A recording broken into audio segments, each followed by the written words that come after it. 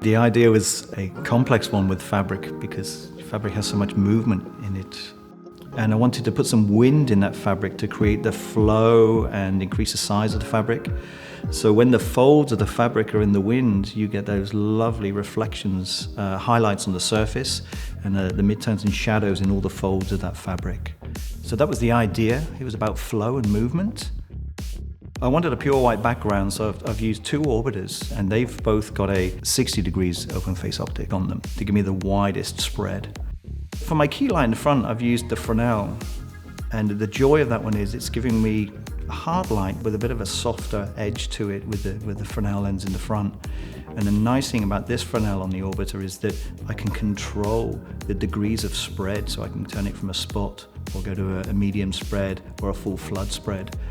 So having that ability to control the Fresnel from the control panel without having to move the light is just awesome, really. And then we've got a second orbiter with a small dome on there, just to really lift the shadows and complement the shadow to mid-tone ranges to balance the shot. So the thing for me with my model today, I just wanted very strong, elegant poses. And for that, I almost wanted my model to have a bit more dominance over the viewer's angle. So for that, my camera angle was a bit lower. I'm shooting quite a wide angle lens, so I can get that upward perspective.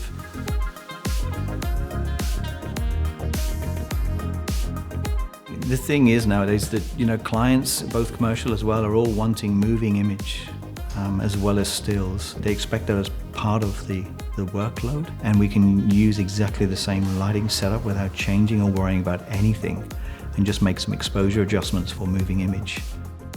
And then, you're working with your model and doing pans and cuts for your editing process to put together some short video runs.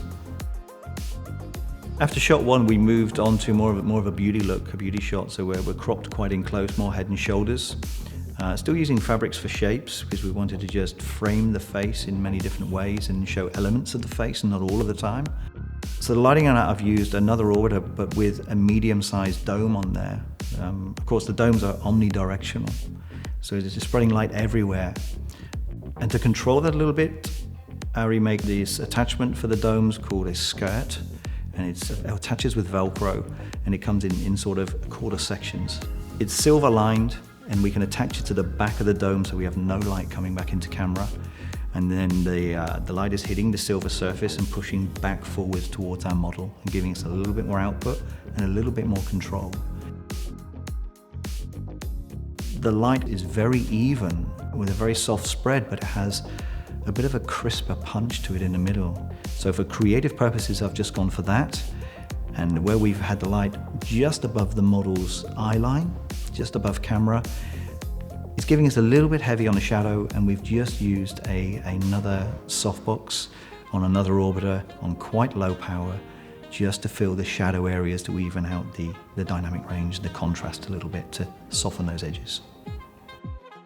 Just to give a bit of separation, I just wanted a little bit of a highlight and a rim light down one side of the model. So we've got another orbiter behind and over the model's right shoulder. And to control that, we've used the optical projector where we can control the shutter blades on this to really narrow this light down and control its output. Didn't want it too strong, so dialing the power down on that because it's a very hard light source. It was just enough to give me a beautiful rim light down this side and off the shoulder. Just a little bit of separation. The good thing is with the orbiters is the way the quick lighting mount works. I mean, it's a very simple bayonet twist function, and we just need to press the release catch and rotate a few degrees back, and we can change the optics or attachments on the front of there. So a really simple method to do it, and with the smaller modifiers, you can do that almost one-handed, which is really cool. As we've said, it's continuous light, so what you see is what you get in front of camera, so you can just see it happening in front of your eyes. So you can make quick decisions with that quite nicely. So yeah, we've got a lot of great images in there today, and it's going to be really hard to choose which ones to edit. It's going to be a hard decision for someone, that's for sure.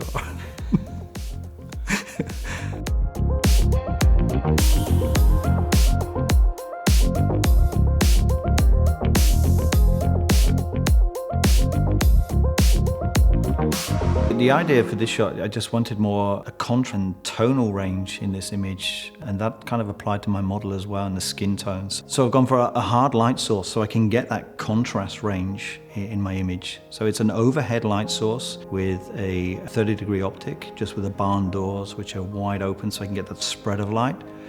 And that light is positioned just in front of my model. So we have to position the light carefully forward in front of the model so that the rest of the light can spill across the body, down across to the floor.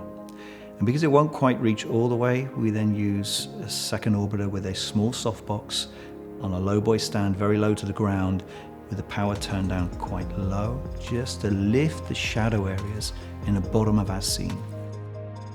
We've got a dark head model. We needed to just shoot a little bit of light through that from the back, just to give a bit of separation and show that texture. So we've used the optical projector where we can control the shutter blades in it to really close our light down, so we've got a controlled light source. We can position it exactly where we want it without affecting the rest of the scene. And that then just lit the hair beautifully from there. We then applied a blue hue on both the fill light from the front and the hair light from the back.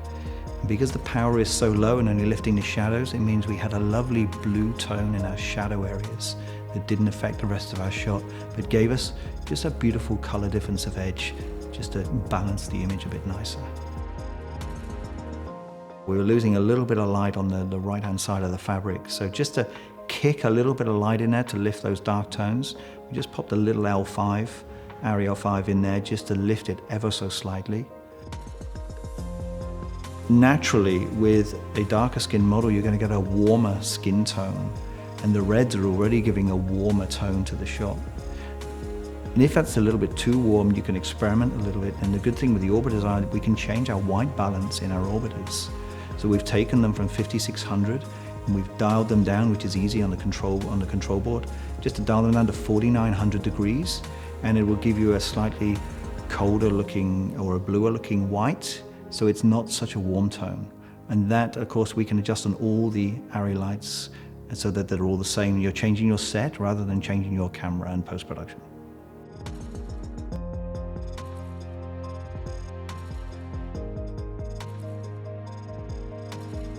We all know that with modifiers, sometimes you will get a color shift, depending again on soft boxes that you use and the diffusion in them compared to hard modifiers, and the shape of the modifier and the size of them can all sort of affect a bit of a color balance shift.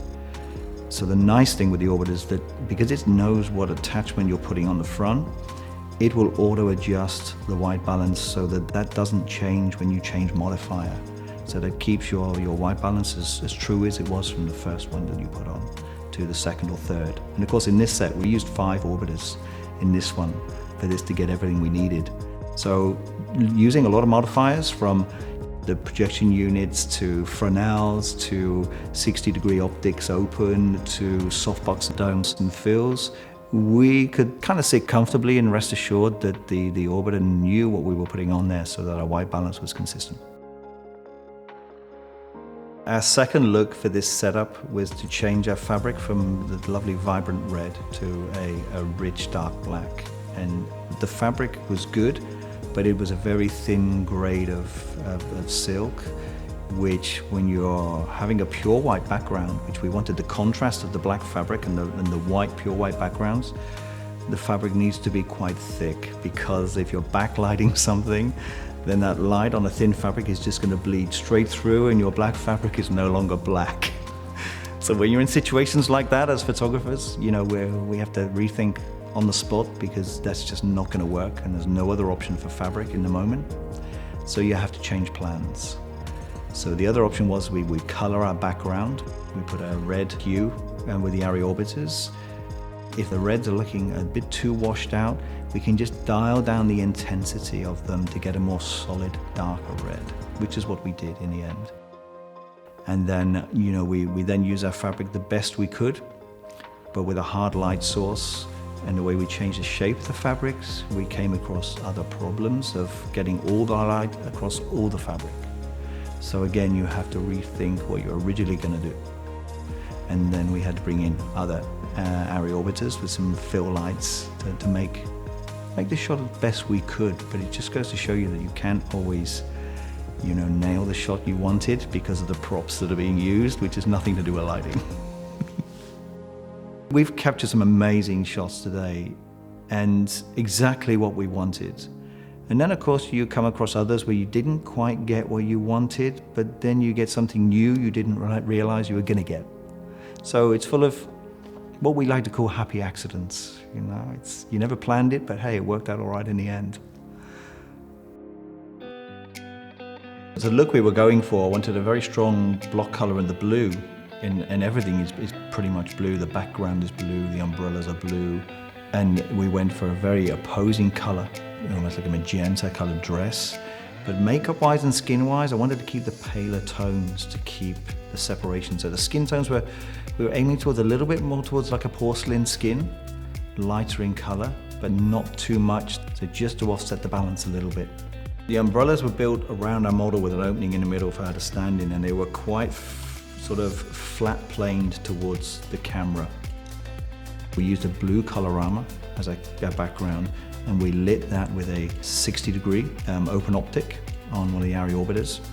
Our key light, we used the Fresnel, which obviously we can adjust from a spot to a flood, and we just adjusted that so that it gave us a bit of a vignette around our set, so we didn't floodlight it. We just wanted the focus almost to be on our model, and that hot spot and the exposure to fall off around the edges.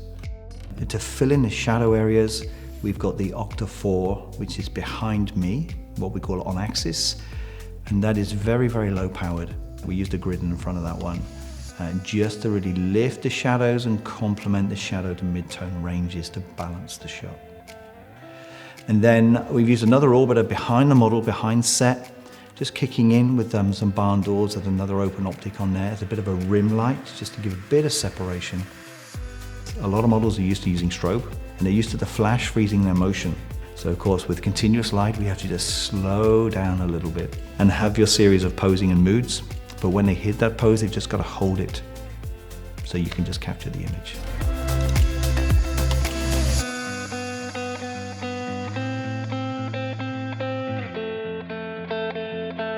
So second set, we've had a complete costume change. We've gone for a beautiful beige dress in this, some beautiful, very small Chinese fan accessories, which we use as hair pieces. On the key light, we're using the optical projector on the orbiter, and we're dropping in some gobo cutouts into this. And the one that we've got is like a round fan-bladed pattern with a big center spot in the middle. So we've played with that today, and the good thing is with the orbiter and this projection unit is that you can focus the gobo. So you can have that effect to be a sharp-edged effect, or you can have it a very soft-edged diffused effect. So we've played with that, and we can change that on the control panel. So really simple to use, and you can see the percentage changing, and that's just a practical way of doing it. But again, so easy, the light can stay where it is. It's just easy to control. Yeah, it's beautiful. We've only used part of the gobo, not the whole shape of it. So we've kind of shifted it over a bit, so we're getting the fans to come out to the right, from the center to the right-hand side, and then the model is working in between the lights so we can get the key light to hit our eyes and things.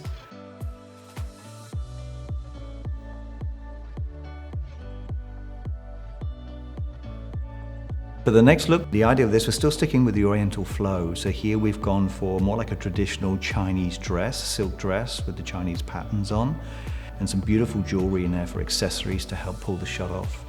We've used the same gobo as we used previously with the round circle fan shape. The fun side of that then came with the model and her posing and direction, because she's had to feel the light coming from this projector, where she's got to kind of land her face in the gobo patterns, and that can become quite playful and challenging as well. But all in all, we did amazing with that today, and the results are just beautiful. Yeah.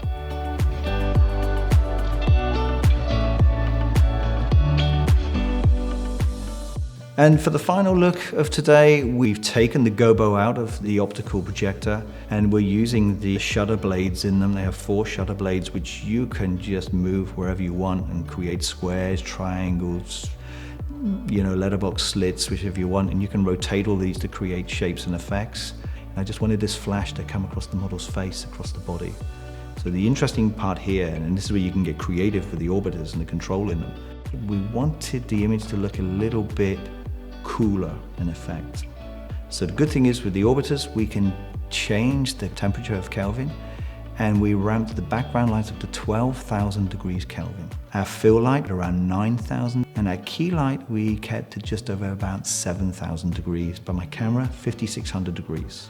The color temperature of every single light to do a different thing for creative effect, which is very difficult to do with strobe or flash, because you would need gels and filters to achieve all of that. And the nice thing is, we can just dial that in with the control panel on every single light without moving them, without changing their placement. So they stay in place, all nice and easy. And the result from that, it was just stunning. Yeah, beautiful. One of my favorites, I think.